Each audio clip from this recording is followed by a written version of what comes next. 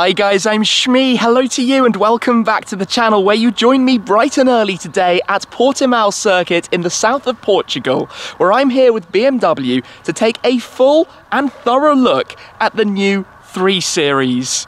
Codenamed the G20, it's now the 7th generation of BMW's hugely popular model. In fact, since they first launched it back in 1975, they have sold over 15 million units. Now I'm going to be driving this car behind me, the 330i M Sport, out for a scenic drive before coming back here later on to go out on track with the new M340i as well.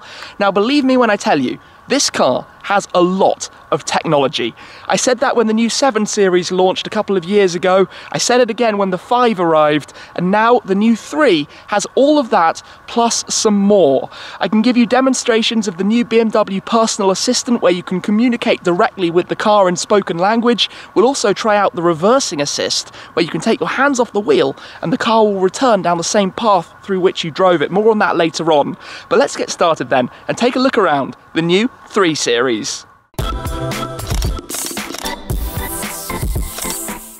Let's start with a walk around to talk about where the new model fits into the lineup and also to focus on the design.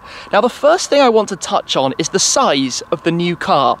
It has grown quite substantially versus the previous generation. In fact, in terms of length, by as much as 85mm. It's also 16mm wider, but it's only 1mm taller, and what that does is effectively enhance the sporty proportions overall. And sportiness and intent is something you do see with this car. For example, when you're looking around it, the character lines and shapes. If we come right to the front, the kidney grills, for example, sit lower, sit wider, sit narrower. The same goes for the headlights that also have this notch design that heads down towards the bumper. But the car has launched initially as the 3 Series Saloon. You can hear other cars out on the track in the background.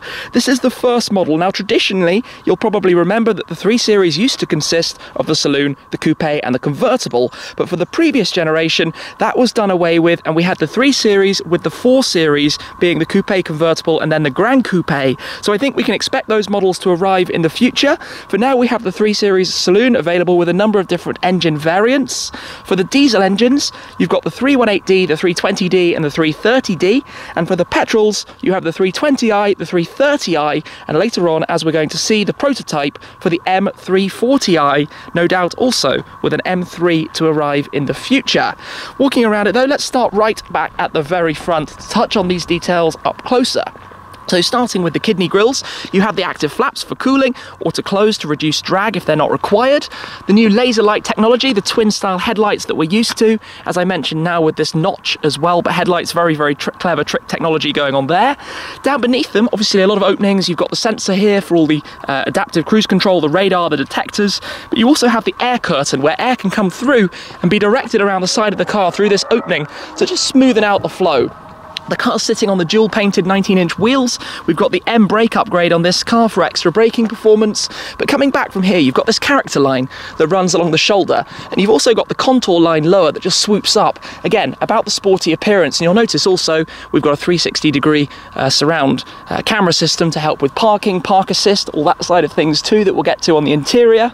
Now I've got the key for the car here, but just a temporary pause because I think I could hear, yep, that's the M340i prototype. It's out doing some filming on the track. We'll get to that later on, but for now, the key, we've got a number of buttons. Unlock, the BMW logo to lock the car, the boot button, a short press of that will open the powerful tailgate, then the hotkey down at the bottom. Sounds good, doesn't it, with the 3-litre inline-6? This car, the 330, now has the 2-litre inline-4. Quite unusual in a 330. It's always been 6 cylinders up to this point. You can press and hold, by the way, that button and it will close the boot back down. Now of course it's a keyless system, so I can pop the key away in my pocket and to open the car and be greeted by the new interior, hand on the back of the door handle, and here we go.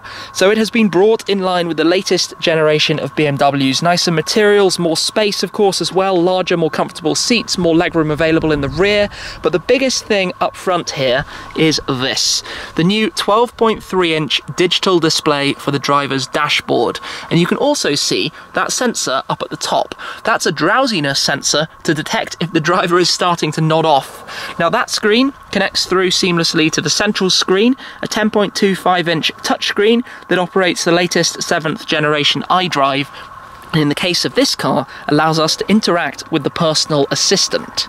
So let's take a step inside and start the engine up. So in the center console, you have the start button here alongside the gear lever for the 8-speed automatic, and let's fire it up. Very noticeably the 4-cylinder, no longer the 6-cylinder engines in here, which is going to take some getting used to, but you can see here we've got the speedometer around the left side, the rev counter at the right going up to about 6,000 RPM. Please do excuse the very low bright sunshine, but what it's all about is this. So you have this new style software with the tiles that you can move around and interact with. It's very responsive, you can control it how you like. We'll go back to the home, or, as they very kindly prepared for us, we can interact with the system using these commands to the intelligent personal assistant. So let's try this out. Hey BMW, change the temperature to 18 degrees. I set the temperature in the driver's area on 18 degrees Celsius. And now one of my favorites. Hey BMW, I'm feeling stressed. All right, I have activated the relax program. So what that literally does, turn on music, blow the air, change all sorts of things, and now we can use the gesture control, by the way. So that's how you do the volume. If you want to go next track, you would do that. If you want to go last track, you can do that. If you want to set up your own personal hotkey, you can do this, and it will do however you set it. In this case, it takes us to the telephone. It all works quite naturally. If you have a phone call incoming and you want to dismiss it, you do that. If you want to answer it, you do this. If you want to mute it, you do that. Unmute would do exactly the same. It's awesome. I love that because you don't have to look for buttons, you don't have to fiddle around. Anyway, one other thing I would like to set with this, which let's give this a go. Hey BMW, change the activation word. Please tell me the name of the activation word that you want to use to start the voice input in future. Batman. I've saved my personal activation word, though it is not well suited for good recognition. It should contain several syllables and be something which does not occur in normal conversation. Oh well, I like that it says Batman. That worked. Anywho, we've got a lot of tech in here, but let's take the car out for an initial drive on the roads to get a feel for what it's like under normal driving. It is somehow only 12 degrees today, but it actually feels more like it's about 25. The sun is absolutely boiling. But here we go, let's pop it into drive. Automatic 8-speed ZF gearbox, we're familiar with that from many different BMW models. It's by default in comfort mode. We do have the ability to go through different adaptive settings. And of course the car has moved the game on a lot dynamically, as well as in terms of the technology that you can actually interact with. So the adaptive dampers, rework to the suspension in general, the general settings all obviously completely configured and set up in a much more wider dynamic range than you would have on the cars in previous generations. Of course, every successive time, technology has filtered down from BMW's other models, the 5 Series, the 7 Series for the saloons, but also the things that are being introduced, say, in the 8 Series, that will come in the 4 Series, the whole lineup all together. But driving like this, all I can hear right now, to be honest, is the air conditioning. If I just turn this off for a second, it's very, very quiet inside here. Very quiet indeed, but I'm going to turn it back on because it's really, really warm. So it's still set for 18 degrees. We've got the hotkey in the center to go to your assist, where you can see lots of the individual settings and things you can configure. So the collision warnings, the side detection, the lane departures, lane change, give way. It will pick up stop signs as you drive past them. It detects absolutely everything. This car, for a 3 Series, knows a remarkable amount, I'm not going to lie. Then you've got the buttons here to go through your different driving modes, so we can pop it into Eco Pro for the minute, the most economical driving mode, where throttle response will be minimised. Of course, all about efficient driving on the motorway, and it even gives us, instead of the rev counter, in this case, fuel economy gauge, the litres per however many kilometres. So we're actually in a tunnel, which means I should probably press the sport button, pop the window down, put it into manual, first gear. It's not that loud. I'm not going to pretend otherwise. Obviously, 4-cylinder, 2-litre engine, but we'll pop it back into drive. I'll keep it in sport for the moment. just to head out on the roads. We've got some quite nice roads around us, just to get a feel for what this car is like to drive. And it feels very comfortable and invitational. You know, you jump in the car, you can be light on the steering wheel, you don't have to think about what you're doing. It's that kind of just jump in and go for it. The indicator noise, I'm not going to lie, is a tad annoying, so I'm going to turn that off, given that there are absolutely no cars around here at all at the minute. Steering, the ratio is a little bit tight, so you don't have to turn the wheel too far. What more can I tell you? I mean, it's riding over this road very nicely, but of course it is rather smooth here. Heading on out, you get a little bit of sound coming into the cabin, just a small amount in the background, not too much. Very quick changes naturally. So driving like this, honestly, actually super easy and gentle and smooth. As I'm just cruising along, let's try a few more things. Hey Batman, set light color to orange.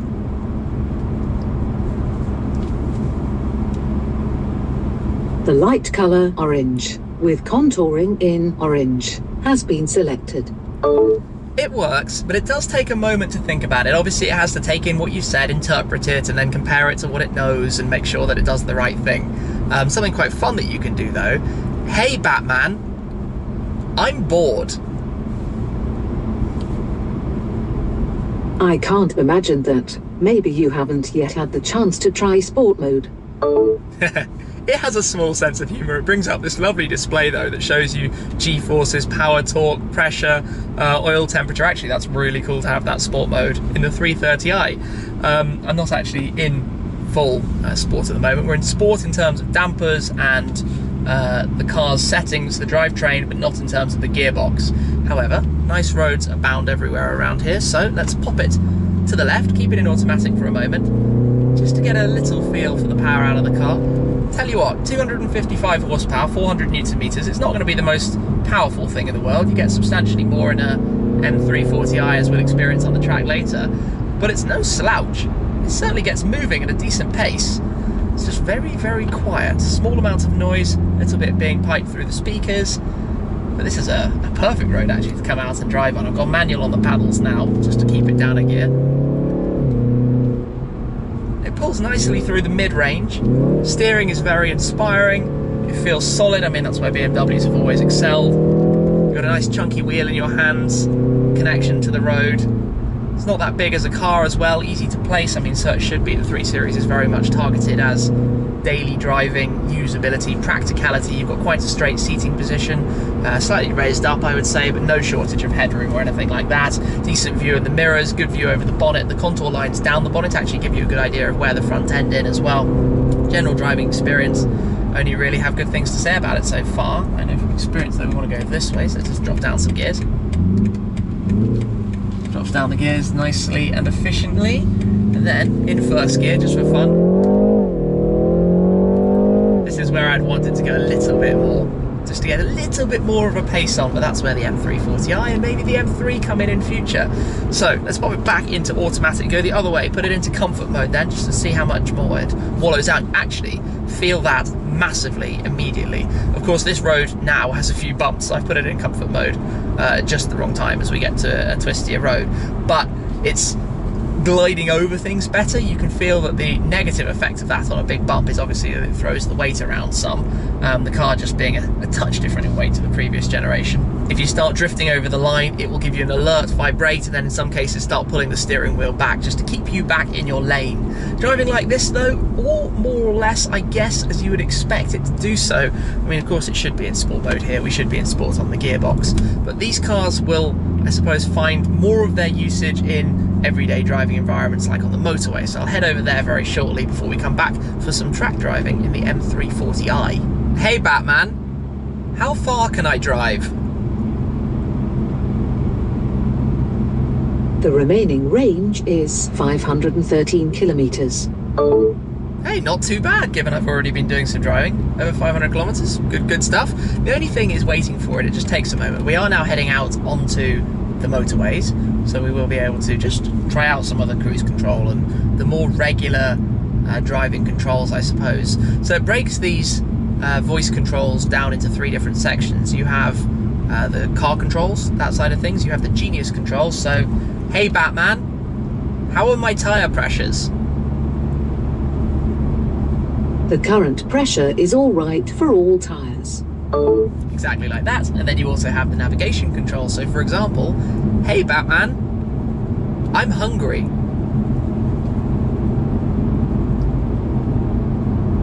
Which one of the destinations shall I select?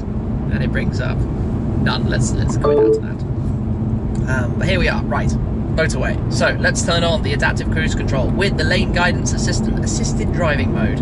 We can turn it on for the cruise control to the speed limit of 120 kilometers per hour. I do actually find that this car overreads a lot. I did a test on it earlier. So to get 120, I had to have 127 on the dash, which is over 5%, which is quite significant really. Anyway, here of course it will detect the lanes, it will keep us in the lane and do a little bit of assisted steering. You do get these lights flashing up yellow when you've been letting go for too long, but this is really just a benefit for general driving. It's not so you can take your hands off the wheel, it's so you can just relax a little bit. If you're on a long drive and the car is helping you to do that, it actually makes a significant difference over a long time to the feel in your wrists and your arms, just being slightly lighter gripping the steering wheel. So that does what you think it would do. It will brake if it detects a car in front, and then if you indicate, it will allow you to cross a lane and then line you up in the next lane. So that all works exactly where you would think it should. That was the toll gate, by the way, as opposed to anything while I was moving lanes. It's got a limiter and everything's just what we think. Of course, here we've got a little bit more noise in the cabin, to be completely honest. It's not, you know, 5 Series or 8 Series quiet, but then it's not that it's particularly noisy. I'm not complaining or having to raise my voice or anything, and I've still got the climate control set for 18 degrees to keep things cooler. And we've got lots of creature comforts around, good storage, a decent amount of space here, ports, cup holders, charging pads for everything that you might need. You know, all pretty much what you would hope out of the car. Maybe this could be a touch nicer than trim you have up here and on the dashboard, if I'm picking at things a bit. The orange lighting, the ambient lighting, you can turn that off if you don't like it at all. The digital screen though, so by default the car would have iDrive 6, not 7, which wouldn't have the full larger screen, digital dash, etc. Thoroughly recommend that. Very, very nice thing to have. The display, the way it integrates the navigation screen, it's all really, really, really nice. So here, yeah, it just glides along, it does its thing, no major dramas. Back in the paddock then at Portimao, where in front of me here we have the pit box that is specially set up to try out the reversing assistant. So we will be testing that later on to literally let the car reverse itself. For the moment, given this car has the 360 cameras and also the park assist, which would help you park either perpendicular or parallel should you wish. When I just pop it up now into reverse, you will see that loads up immediately, gives us a 360-degree view. You can turn on park assist where it would then seek out the spaces, but I can just reverse it back and park nice and tidily. Always love having the bird's eye view like this. Just makes everything so easy to be neat and tidy. Done, just like that. Press park. Of course, the climate control is still running very strong, but switch it off and you get a sense for just how quiet it actually is inside here. There are a number of factors that help with the quietness in here. So the 3 Series has an acoustic glass windscreen as standard. You can also opt to have the acoustic glass side windows. And by the way, the A-pillars are filled with foam. Everything to keep it as quiet as possible. Now with the sun out strongly, it's getting very warm in here very quickly. So let's take a step outside and have a look at a few more details. We've got the orange lights on now, of course, from the ambient lighting, and you'll also notice the blue contrast stitch against the black on the door cards. In fact, the paint colour of the cars that we have here today in itself is quite relevant. It's called Portimao Blue, hence the perfect location here at the Portimao circuit to launch and have a first drive with the cars. Now just coming forward for a moment, if I press this button, it will open up the boot. We can come and have a quick look at the space that's available back here with my luggage. It's 480 litres in total. The rear seats fold in a 40-20-40 pattern, and you've got the levers just up here which you can pull that then release it, and then if you give it a push through from the back, or if you went through inside the car, you can lower that down and immediately have a lot of space available. Now back here you've got the button to close it and also to lock it. So some of the extra space is included in the rear, and that's also where you can see the new shape of the Hofmeister kink, the way it leaves that outer part behind attached to the C-pillar. But effectively it's 11mm longer back here. You can see more than enough room. You've got some pockets on the seat in front. If I take a step in, I've got plenty of space available in front of me, and even lots of headroom as well. Now from back here you can see of course through to the front, through the digital screens. We'll run through more of those in detail a little later on. You can also fold the seat back up, but even in the back you've got the M-style seat belts that I always love so much. You can pull the seat back up, and in the centre you've got the armrest that pulls down with the cup holders that open up there in the centre too. So that all works. And you've got the climate control back here with some USB-C ports. It's quite nice to have in the rear. So let's take a step out. Not too awkward to climb out. Sometimes in a small saloon car it can be difficult with where the rear axle is in relation to the seat, but that works okay. So I think actually for the moment it might be my turn to try this experience. So let's see how it goes. It is time for me to try this reverse assist then. So let's get the car started up. We're going to be driving into the pit garage, which has a series of obstacles in the form of tyres, and then I'm going to use the car's functionality to literally reverse it back. So we need to drive in slowly and carefully, avoiding tyres. So let's go for this. The car starts learning where you're driving, what you're doing. So it can remember up to 50 metres in total. So in we go, watching all of these tyres to drive around. We can squeeze through here. Of course the car is quite easy to position, being not that large, but we'll go around the outside here.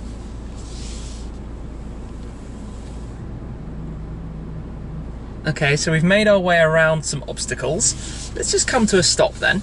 So all you've got to do is engage reverse, go here to reversing assistant.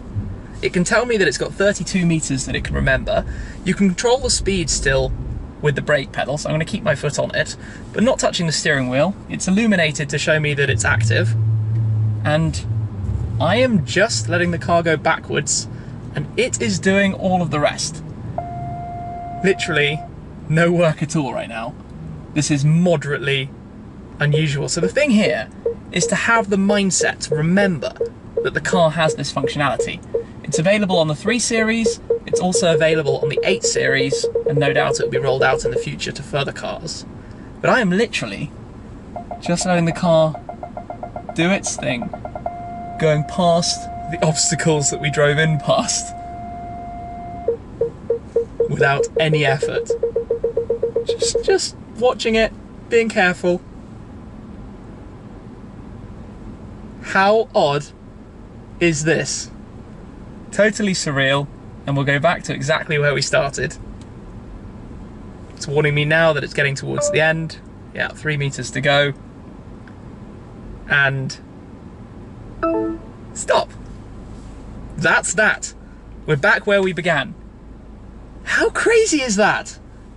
Anyway, it's now time to head through to the track. It is immensely bizarre watching cars reversing themselves. We've also got the M2 competition here, but let's come through and have a little talk about the M340i. Now I know this car is a prototype, still fully camouflaged, but we can go over some of the differences about it. Of course, it's got the 3-litre twin-power turbo inline 6, 387 horsepower and 500 newton meters of torque. That means 0 to 62 miles an hour, 100 kilometers an hour is just 4.4 seconds. This is a very quick car. Now visually, one distinguishing feature versus the other models are the new look to the kidney grills. Now this was shown first on the Z4, but you can see it's a very distinct style and colour as opposed to the normal look that we saw earlier. Visually you also have slightly enlarged openings, of course for cooling, versus the different engines, and the xDrive system obviously doing its thing in here. There's a very complicated, I suppose, chart between which models you can have with xDrive and which ones without in different markets. So in the UK, the only xDrive model is the 320D, as opposed to the 330i, which you can get in some markets.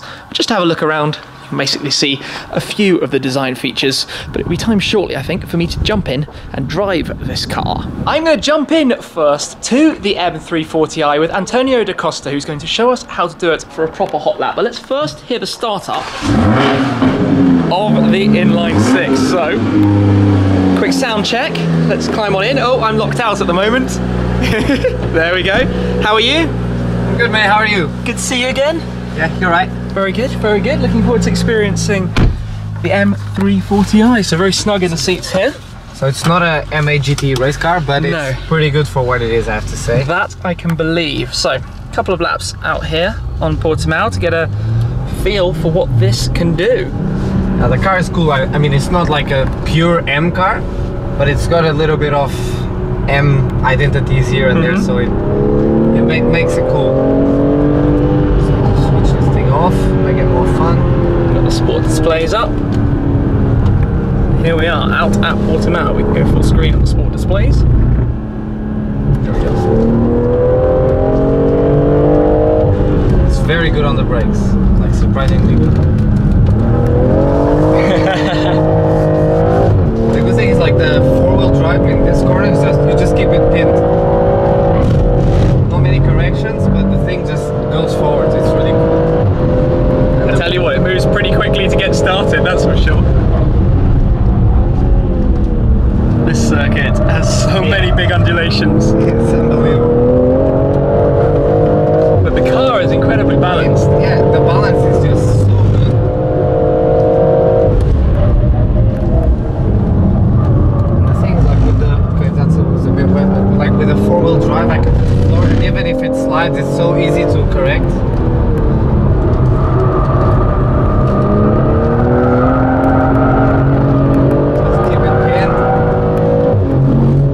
This corner is cool. Yeah. Wow, that's a big slide. Flat out, down the start straight. And that if that one was done properly, we reach 240 at the end of the straight. Yeah. 220, 230, 242 on the brakes. Brakes are impressive. Yeah, very firm, very straight. Very assured. Yeah,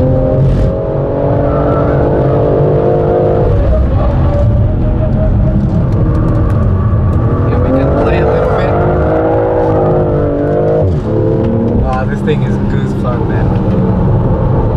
I've done probably 50 laps and I still smile every time. Yeah? Yeah, Well, from what I can tell in the passenger seat, that's quite a mega experience. More than enough we can power. try and do something cool here. Yeah.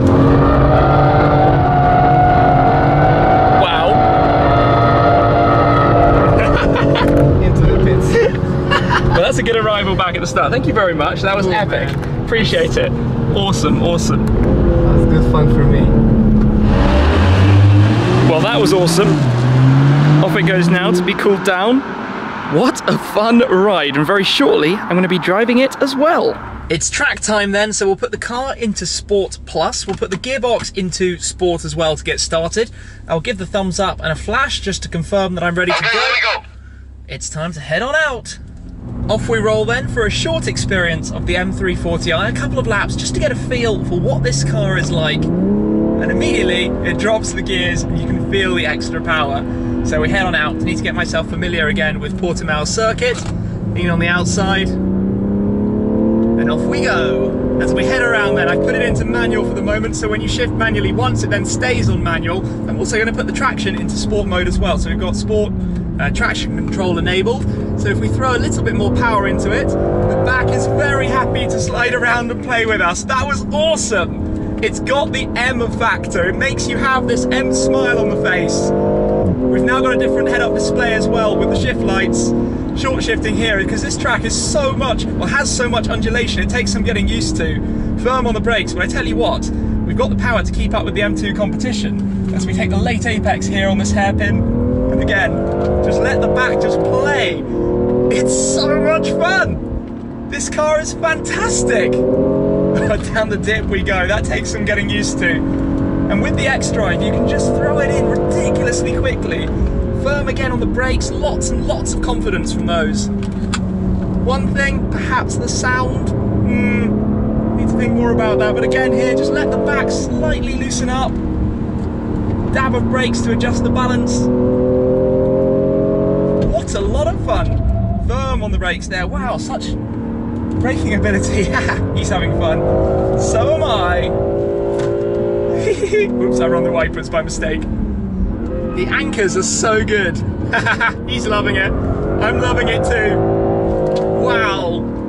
The balance of this car is really, really impressive. You can just lean on it and play around and have some fun. This is where you start to feel those forces though. The fast, undulating corners that you can just hold the power, hold the speed through and use the four-wheel drive system to get that extra speed coming out of them. And And then when it does begin to slide, it's so controllable when you get there. Here, for example, tuck it in, just keep the power going, then firm on the brakes, and then you can throw it around the next one. An endless story of fun. I love this. Well, what a playful car. Just give it a throw and around it goes, and then you use the four-wheel drive system to pull you forwards. Ha! Foot down. We're catching the M2 comp as we get up towards 200 kilometers an hour, and I think we're going to back off a bit to go down the start. Wow. Wow, wow, wow. Yeah, M smile all over my face. And there we go, back into park. That was awesome fun, you know. The pops and crackles it makes aren't too bad either. Back into the pit box, and I'm going to show you this car behind me. You might have spotted it in the background earlier, but this is a 320d with the M performance parts, the extra parts that you can get from BMW M to make the car even sportier, both cosmetically but also in terms of performance, and you can see that it makes quite a substantial difference to the appearance of the car. So for example, at the front you've got the high gloss black kidney grills, you've got the carbon fiber splitter add-ons, the Pro Splitter, you have the new wheels, the design package.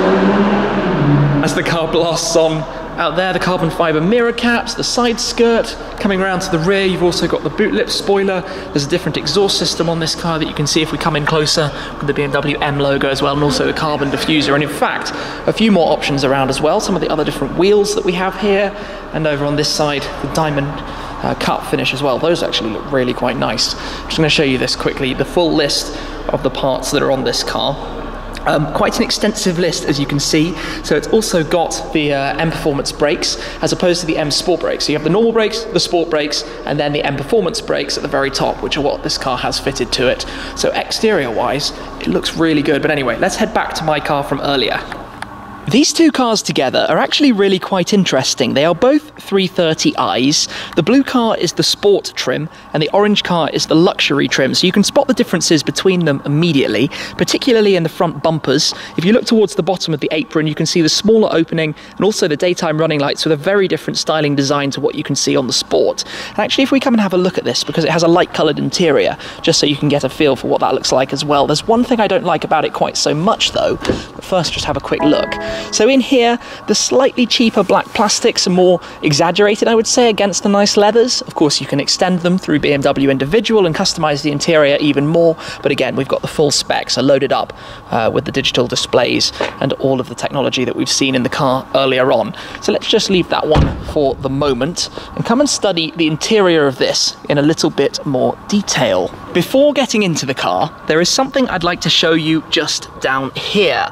So on the underside of the side skirt, of course you have the normal jacking point, but this opening just in front of it is for the light curtain, which is basically a very clever puddle light. And although it looks dirty like the side skirt, the light is inserted at the left to keep it clean, but basically being so low to the ground, it illuminates this whole area in the dark much better than a puddle light that was installed, say, on the door mirror or the door handle. But anyway, let's climb into the car and get it started up so we can run through this in more detail. So, of course, back in here, foot on the brake, the button down here in the center, and get it started up. Then we get to this, the 10.25-inch touchscreen, the latest 7th generation of the iDrive, the system we've seen in a number of different BMW models, but basically you have the different tiles, you can click on them to jump straight into it, so the navigation, for example, you can press home to go back, and in fact it detects when you're nearing the screen and it loads up additional menus. You can also swipe it along to load up different tiles, you can move the tiles around, but it's got a SIM card, it's connected, so it brings up the data of the temperature, news. You can have basically lots of different things all displayed through this system and jump around as you like. Then you've got some hotkeys over to the left. So for example, if we go into media, you've got Bluetooth, you've got the radio, you've got connected music, a paid subscription service, but one I always rave about. It gives you access to a lot of music very easily straight inside the car. If we go back to home, here you've got your phone, your contacts, messages and the like. Continuing back to home, nav, of course we went in there. You basically interact with this through the personal assistant that we spoke to earlier. You can set it manually should you prefer. You can enter either on the touchscreen, you can write here on this, you can literally input letters on the top or cycle through to scroll it between menus, depending how you'd like to do it, whatever is easiest. Go back to the front, then we have car. So this is where you can bring up lots of information and lots of settings. And believe me, lots and lots and lots of settings. So the sport displays that we saw earlier, your journey data, energy flow should you wish, That gives you a nice active display when you're driving. Go back to the, you can pull that out. Nice, learning as I go. Vehicle status. Again, there's a lot of things you can get to in here. Settings, it would take me too long to go through everything, but this is where, for example, you would control the head-up display, the different instrument cluster, choose your colors. That's quite nice to be able to see, well, choose your colors, the different driving modes, of course, dictate the colors. That's all available in there.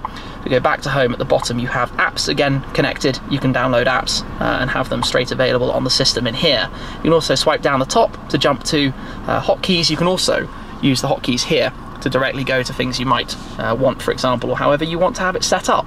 So this all works very, very nicely. Top credit to them. It's integrated in a great way, and I love the gesture control just waving around in the air, as I've kind of just done by mistake there, but you see exactly how it works. Then beneath that, you have the climate control, adjustable in its automatic modes between a number of different settings. Again, something I always like. Dual zone climate control in the front, also in the rear. Auto. You get the point. That all works very, very well as well. Volume control, next track, last track, if you don't want to just go like that or like that, which is of course the more fun way to do it. Then down beneath that you have this trim piece covering up the compartment where you have the cup holders, the USB port, and the charging pad for your phone, the gear lever, traction control, the 360 cameras, parking sensors, auto start stop off, stop button, and then your different driving modes, the auto handbrake that you have there, and then some hotkeys that are all involved in the iDrive controller. Park here, and of course to put it in gear, you press on the side and pull it and engage that way. And then if you do load up the cameras, you get the different views, and again, you can change this and control which view you're looking at, depending how you want to maneuver from the various cameras. Coming back behind that, we've got the armrest, which has a USB-C port in there, decent amount of storage, and a rubber mat on the base to stop things sliding around on the inside. Continuing around, seats, very supportive, nice side bolsters, comfortable seat really, adjustable headrest. The seat belts, as I showed you in the back earlier, we have those in the front as well with the M stripes, and the design is quite cool in here. Cup holders, bottle holders, drinks holders there in the door pockets, something that BMW do really well. And the ambient lighting that you have around the car just is a really nice touch. So overall, that side things are covered. This side, of course, you have the main display with its drowsiness sensor up above at the top. You control the adaptive cruise control and the limiter from these buttons on the left. You have some media buttons on the right. You can't configure and change the displays in the way you can with some other manufacturers. That's basically the view that you have, but you have this map integration in the middle that I really, really like, and access to the important bits of information very easily. Oh look, there goes in the distance another M340i. So overall, top marks for that setup. If you go into sport, you can see it changes slightly. A very cheeky little blip. It's an interesting sound. Let me just turn the camera around so you can hear that quickly.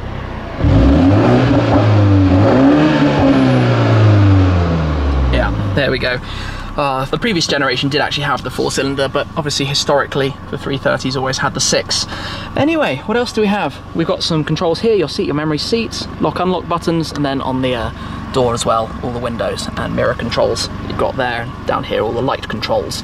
But that is more or less it for the interior of the car. I think covering and showing you how all of that works. So let's, I guess, close it up for now, turn it off, take a step back out for the last little things before we say farewell for today.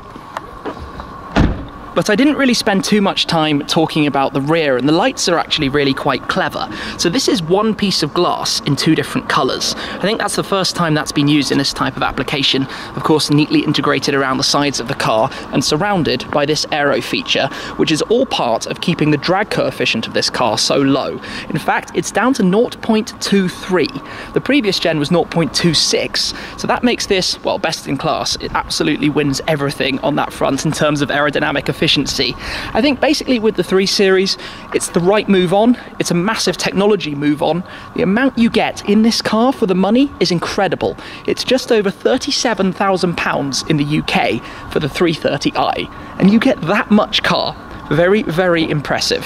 And of course you also have the notch harking back to the E46s, but I realise at this point I've not opened up the bonnet to show you the engine bay. It's mostly hidden away in this car, but let's just come down, pop this lever twice, there's no secondary catch in a BMW, and come have a quick look at what we have here in the 330i. The 2-litre twin power turbo inline 4, 255 horsepower, 400 newton meters, 0 to 100 kilometers an hour, and this is about 5.8 seconds. So even this car is a pretty quick car to be driving, but again, not too much to see for now. Hopefully one day in the future there will be an M3 engine found in there. So we just close this back down. I like the way the bonnet lines around the kidney grills at the front with the roundel in the centre. Overall though, good things to say, and I hope you've enjoyed this very full and thorough look at the brand new BMW 3 Series. That's it for today though. Thank you very much as always for watching, guys, and I'll catch up with you again very soon. Cheers!